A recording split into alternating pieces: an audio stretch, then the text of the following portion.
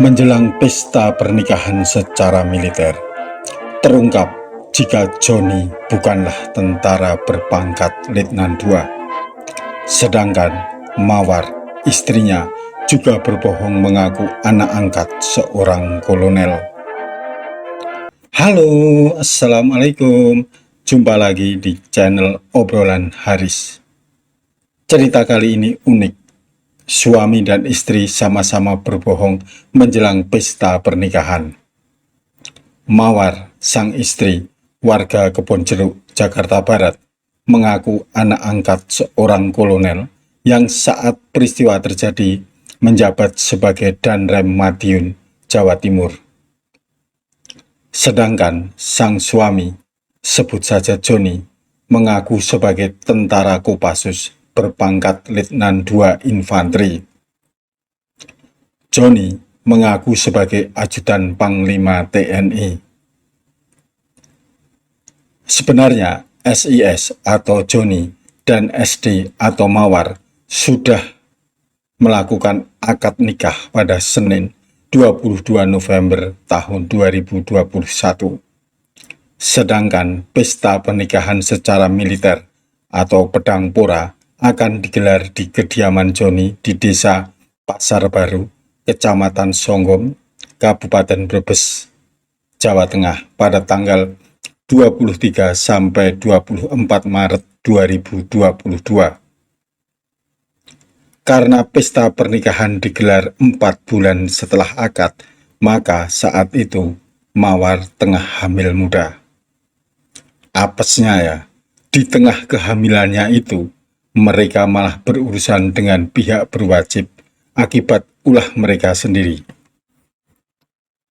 Bagaimana penipuan Joni dan Mawar bisa terbongkar?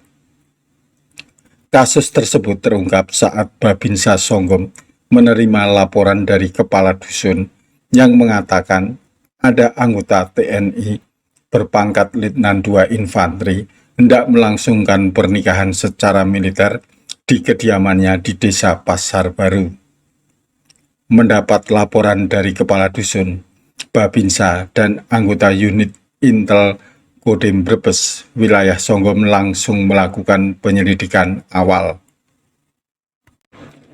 Anggota Koramil Songgom menemukan kejanggalan di surat undangan pernikahan.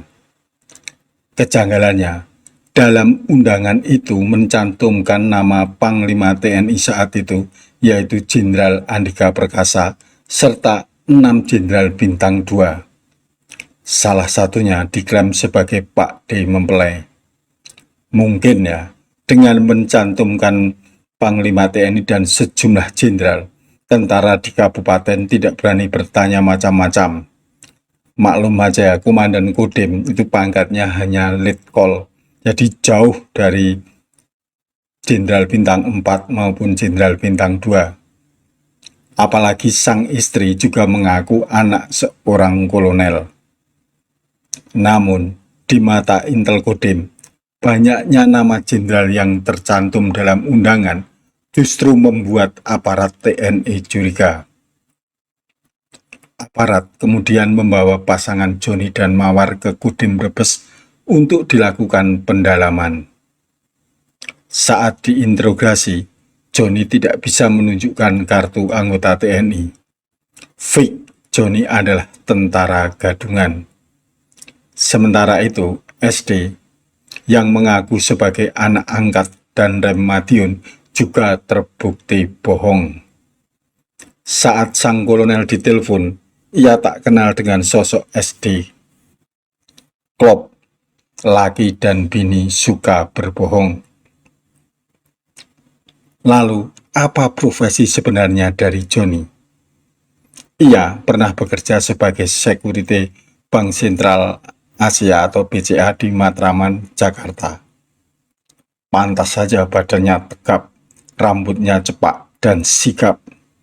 Rupanya ia pernah mengikuti pendidikan security di mana pelatihnya dari kalangan militer atau polisi. Dari mana Joni mendapatkan seragam tentara? Ia beli di Pasar Senen, Jakarta. Di sini seragam tentara diperjualbelikan secara bebas. Puluhan toko di Pasar Senen menjual perlengkapan TNI dan polisi. Berbagai jenis tanda kepangkatan dan topi-topi terpampang di etalase toko. Apakah Joni mengaku tentara untuk meraih cinta Mawar? Bukan itu saja. Ia mengaku TNI karena memang punya niat jahat. Ia melakukan penipuan pada saat rekrutmen TNI. Dengan mengaku sebagai ajudan Panglima TNI, Joni menjanjikan calon korban bisa masuk TNI melalui jalur khusus. Salah satu korbannya adalah anggota Yonif 407 Padma Kusuma yang sudah menyetorkan uang sebanyak 155 juta rupiah agar anaknya bisa menjadi calon bintara. Aparat juga melakukan pengecekan terhadap ponsel Joni untuk mencari informasi terkait jaringan sindikatnya. Untuk foto-foto Joni menggunakan baju dinas TNI yang beredar di media sosial juga dihapus oleh aparat. Joni dan Mawar pun kemudian diserahkan ke Polres Brebes beserta barang bukti untuk ditindaklanjuti. Banyak orang mengaku sebagai tentara atau polisi untuk meraih cinta. Tapi dalam kasus Joni ini, selain ingin mendapatkan cinta, Joni juga memanfaatkan untuk mendapatkan keuntungan materi dengan melakukan penipuan. Ia mengaku bisa meloloskan seseorang menjadi calon bintara.